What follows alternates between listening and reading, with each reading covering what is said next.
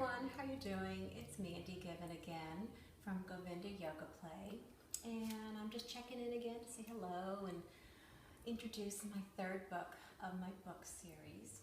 And I want you to know that I live on the East Coast, the Northeast, and we are in a nor'easter right now. So we haven't had school Friday, and we had the weekend, and now it's Monday, so we didn't have school today, and I have a feeling there won't be school tomorrow.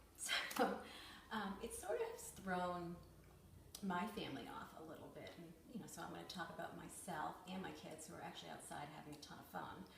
But so I was thinking about what I wanted to do for a theme today, and I thought, it throws you off when you have something like this happen, like a little nor'easter storm and the kids don't go to school, things like that. So, and you feel uncomfortable and you think, okay, so it's fun to have a good time and just goof off a little bit, but then you also want to get on track again and have a little bit of a routine. And it makes you feel uncomfortable, and then it made me start feeling a little bit anxious because I was like, okay, what am I going to do? I'm feeling unorganized. So I thought about anxiety and fear and calming ourselves down, and something that the kids can start to feel, especially when they don't have their structure for school and activities, so they can get a little wound up. I know mine do. So I thought what I would do is talk about safety, calming, things like that.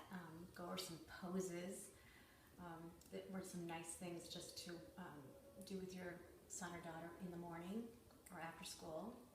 And I also want to introduce a book. It's a really nice little book. It's called What Does It Mean to Be Safe by Rana Diorio. And I'm going to talk about that right now. It's a nice book. It talks about things that I think our kids are definitely being exposed to at a younger age now. Talks about, what does it mean to be safe? Does it mean being on a sure thing, or betting on a sure thing, No. Does it mean locking yourself up? No, we don't want to do that. We don't want to just lock everybody out and not let our kids experience the world. And then it says being safe means feeling secure in your environment and protected from danger. And it's important nowadays with things going on with bullying and things on our computer, which I know our kids are definitely getting iPhones a little bit younger, and we're online a lot, and we're going through things, that they always feel really safe to either talk to you being the parent, or a teacher, or a law enforcement person, or maybe a coach, someone that they feel really comfortable with, and to have a very good open dialogue with your children, just to make sure that they're feeling safe and they're feeling honored and respected, and calming their worries and their anxieties. It's really important to always have a good communication. So it's a nice book, and it talks about, buddy systems and honoring your limits, things like that, staying safe, always communicating, respecting the power of things that could harm you, knowing how to respond in case of emergency. I think it's nice that they have those courses now for kids that are, in 4th, 5th, 6th grade and they have probably for a little while, just things with first aid. I think babysitting courses, I know my girls have done that, so it's good. It's good to always be involved with the community. And the big thing is, also not tolerating bullying and not giving into peer pressure. There's a lot of peer pressure, and the bullying is definitely something that has taken on a new life form. And I'm sure that you probably have experienced that yourselves with your children. So I thought now I would just go and show you some nice poses. It's just a little routine you can do to help your kids find a little center and calm down, and then also a good way to ground yourself. I guess I'm into grounding these days and feeling very centered and calm. It sure helps things be a little bit smoother. So I thought I would do candle breath first. And you can take a nice deep breath in, just sit in a little easy pose like this. And you can take a nice deep breath in through your nose, and then when you exhale, you just blow out through your mouth like you're blowing a candle.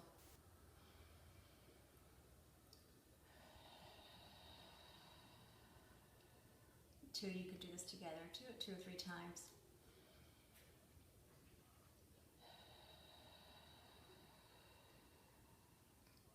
It's nice, it just sort of, it's a good way of taking deep breaths and not being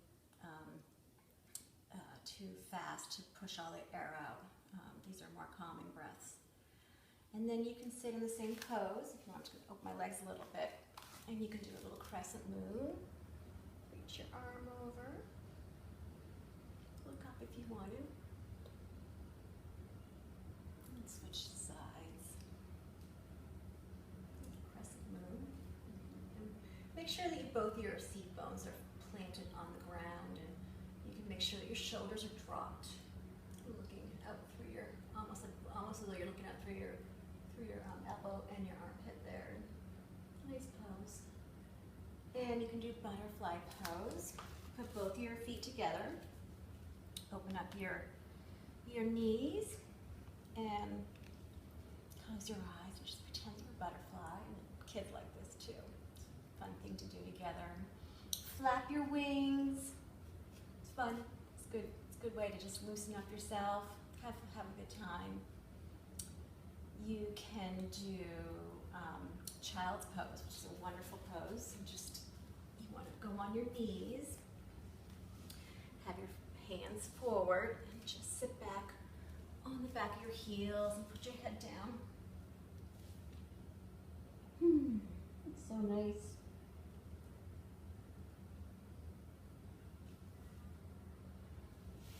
And another thing that's great is sitting back to back, which actually I'm not going to do that, but you can sit back to back and do some nice candle poses too. Candle pose is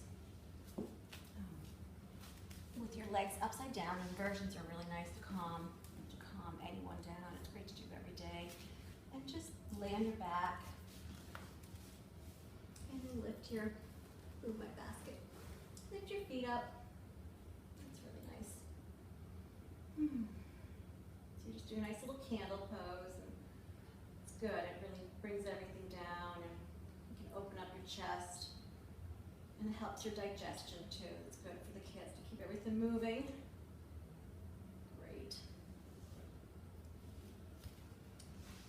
And I love doing, one of my favorites is to do a nice quiet Shavasana, which is when you just finish up your yoga with your children. And I like to use, especially with the young kids, we use like a little stuffed animal or a little resting buddy. So I'm big into turtles. I think they're very cool. I've gone to Hawaii in the past, and turtles are just wisdom, and they're very loving. So I love my turtles. So yeah, just lay down, and they can lay down and do Shavasana, and just put the turtle on your belly. You know, I'll lay down here. Just a nice way for them just to have a little breathing buddy. So nothing should be, they shouldn't be touching anything with their hands and legs.